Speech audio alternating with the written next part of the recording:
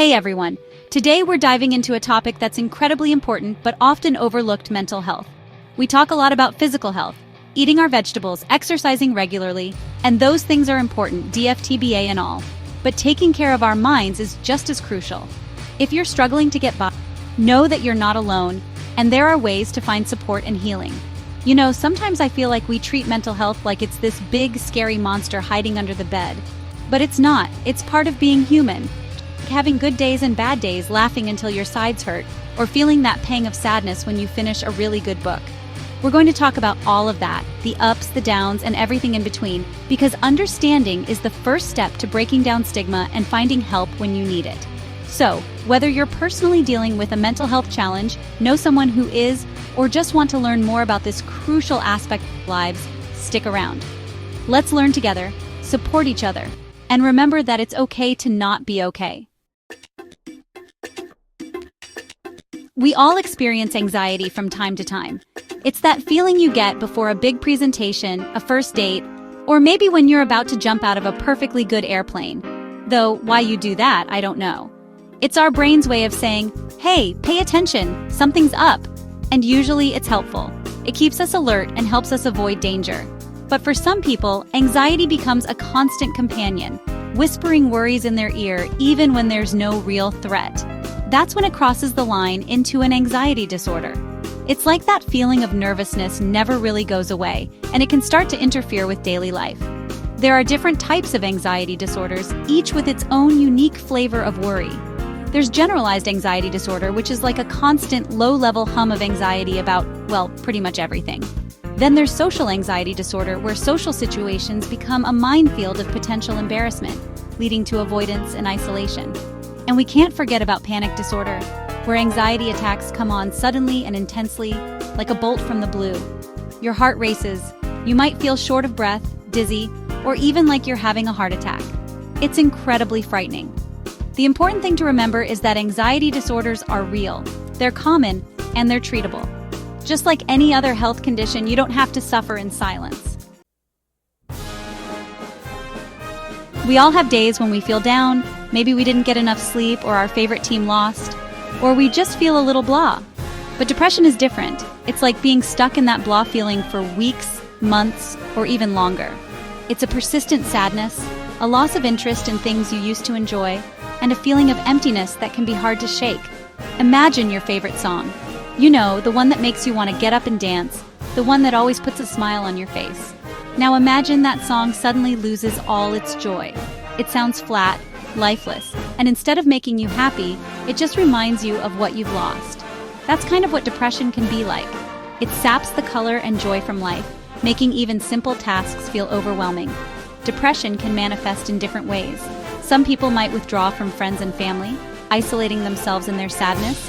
Others might experience changes in appetite or sleep patterns, either sleeping too much or struggling to get any rest at all. And it's not just about feeling sad.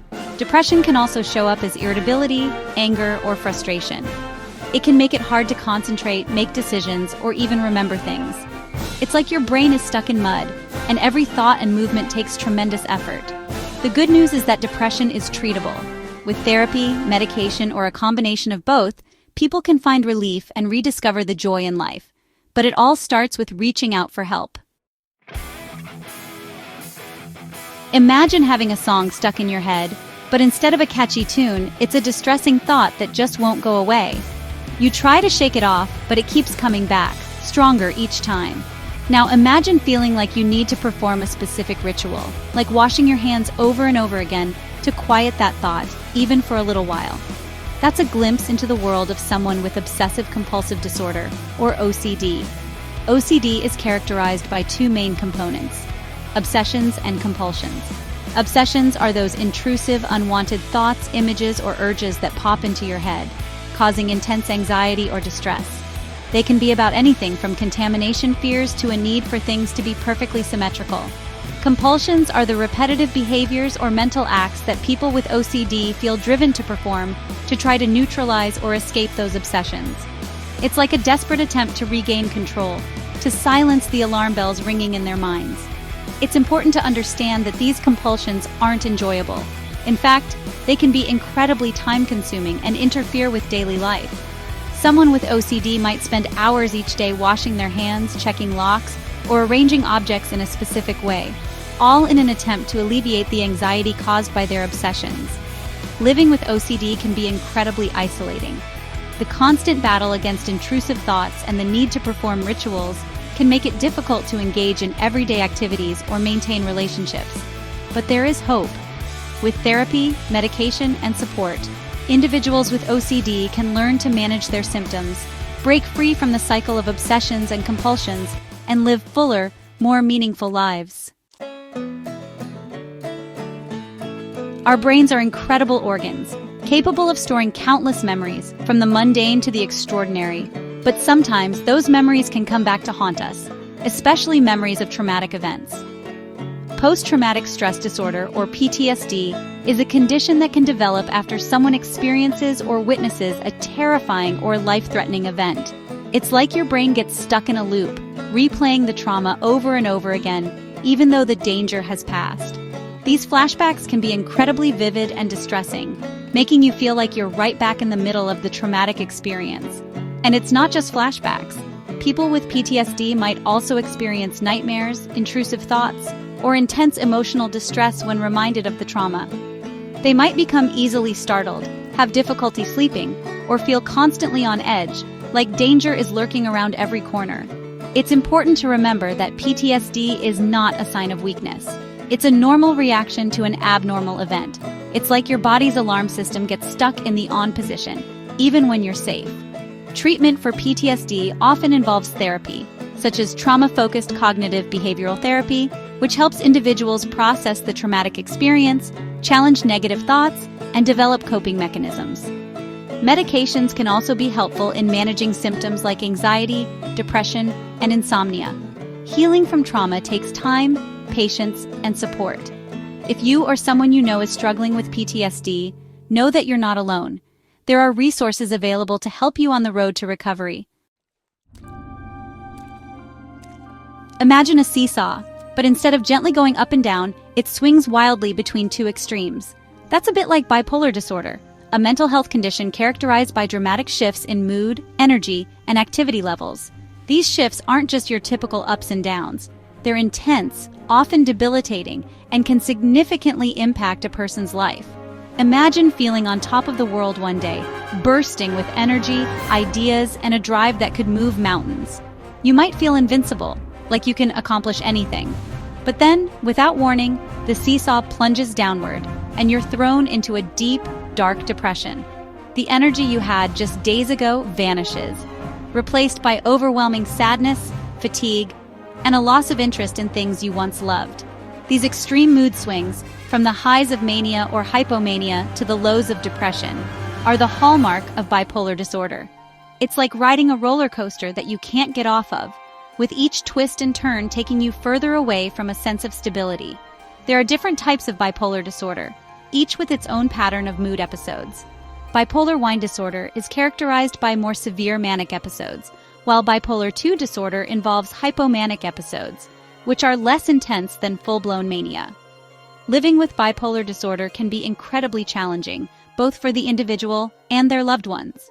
The unpredictable nature of mood swings can disrupt relationships, careers, and overall well-being. However, with proper treatment, which often includes a combination of medication and therapy, individuals with bipolar disorder can learn to manage their symptoms, stabilize their moods, and live full and meaningful lives. Our brains are constantly processing information, filtering through a constant stream of sensory input to create our experience of reality. But sometimes, that filtering system can malfunction, leading to a disconnection from reality known as psychosis. Imagine watching a movie, but suddenly the characters start talking directly to you, even though you know they're not real. Or you might see things that others don't, hear voices whispering your name, or develop strongly held beliefs that are simply not true. These experiences, hallucinations and delusions, are hallmarks of psychosis. It's like your brain is playing tricks on you, making it difficult to distinguish between what's real and what's not. Psychosis isn't a disorder in itself, but rather a symptom that can occur in a variety of mental health conditions, such as schizophrenia, bipolar disorder, and severe depression. It can also be triggered by drug use, extreme stress, or medical conditions. During a psychotic episode, a person's thoughts and behaviors can change dramatically. They might become withdrawn, agitated, or suspicious. They might have difficulty communicating or taking care of their basic needs. It's crucial to remember that psychosis is a serious condition that requires professional help. If you or someone you know is experiencing symptoms of psychosis, it's essential to seek immediate medical attention. Treatment for psychosis typically involves a combination of medication, therapy, and support services. Antipsychotic medications can help reduce hallucinations and delusions, while therapy can help individuals cope with the emotional and social challenges associated with the condition. Recovering from psychosis takes time, patience, and understanding. With the right support, individuals can manage their symptoms, regain a sense of reality, and live fulfilling lives.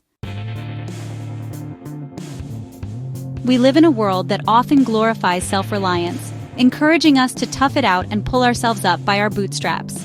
But when it comes to mental health, asking for help is not a sign of weakness, but a sign of strength. It takes courage to acknowledge that you're struggling and to reach out for support. Think about it this way. If you broke your leg, you wouldn't hesitate to see a doctor, right? You wouldn't try to tough it out and hope it heals on its own. Mental health is no different. Just like our physical health, our mental well-being requires care and attention, and sometimes that means seeking professional help. There are many different avenues for seeking help, from talking to a trusted friend or family member to reaching out to a therapist or counselor. Therapists are trained professionals who can provide a safe and confidential space to explore your thoughts, feelings, and behaviors. They can help you develop coping mechanisms, challenge negative thought patterns, and work toward living a more fulfilling life. Medication can also be an important part of treatment for some mental health conditions. Just like insulin helps manage diabetes, psychiatric medications can help regulate brain chemistry and alleviate symptoms like anxiety, depression, and mood swings. It's important to remember that finding the right treatment plan is a journey, not a destination. What works for one person might not work for another, and it might take time to find the right combination of therapy, medication, or other support services that best meet your needs. Imagine a world where we whispered about broken bones in hushed tones, where we treated a common cold like a shameful secret. That's the reality for many people living with mental health conditions, shrouded in a stigma that prevents them from seeking help or even talking openly about their struggles. Stigma thrives in silence, feeding off the fear and shame that keep people from sharing their stories. It's time to break down those walls of silence and start talking about mental health with the same openness and compassion we extend to physical health. We need to challenge the misconceptions and stereotypes that surround mental illness. Mental health conditions are not a sign of weakness, a character flaw, or something to be ashamed of. They're real, they're common, and they're treatable, just like any other health condition. One of the most powerful ways to reduce stigma is to share our stories. When we open up about our own experiences with mental health, we chip away at the shame and isolation that keep people from seeking help. We can also challenge stigma by educating ourselves and others about mental health. The more we understand about mental illness, the more equipped we are to support those who are struggling and advocate for better resources and understanding. Remember, even small actions can make a big difference. Starting a conversation with a friend, sharing a helpful article on social media, or simply listening with empathy can go a long way in breaking down stigma and creating a more supportive and understanding world. We often hear about the importance of self-care, but what does that really mean? It's not just about bubble baths and face masks, although those can be nice too. Self-care is about prioritizing your mental, emotional, and physical well-being, even when life gets busy and overwhelming. Think of it like this. Your mind is like a garden. If you neglect it, it will become overgrown with weeds, stress, anxiety, negative thoughts. But if you tend to it with care, providing it with the nourishment it needs, it will flourish. So how do we nourish our mental gardens? It starts with the basics, getting enough sleep, eating nutritious foods, and moving our bodies.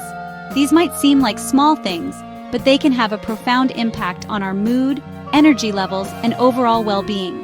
But self-care goes beyond the basics. It's also about making time for activities that bring us joy, whether it's reading a good book, listening to music, spending time in nature, or pursuing a hobby. And let's not forget about the importance of setting boundaries. It's okay to say no to commitments that drain your energy, or to take a break from social media when it starts to feel overwhelming. In addition to self-care, it's also helpful to develop coping strategies for managing stress, anxiety, and difficult emotions. This might include techniques like deep breathing, mindfulness, meditation, or progressive muscle relaxation. We are social creatures, hardwired for connection and belonging. And just as we need air to breathe and food to nourish our bodies, we need supportive relationships to thrive. Creating a supportive environment for mental health starts with fostering a culture of empathy, understanding, and acceptance. Imagine a world where we treated mental health challenges with the same compassion and understanding as physical health concerns, where we checked in on our friends and family members with the same care and concern as we would if they had a broken leg or the flu. Building a supportive environment starts with small, everyday actions.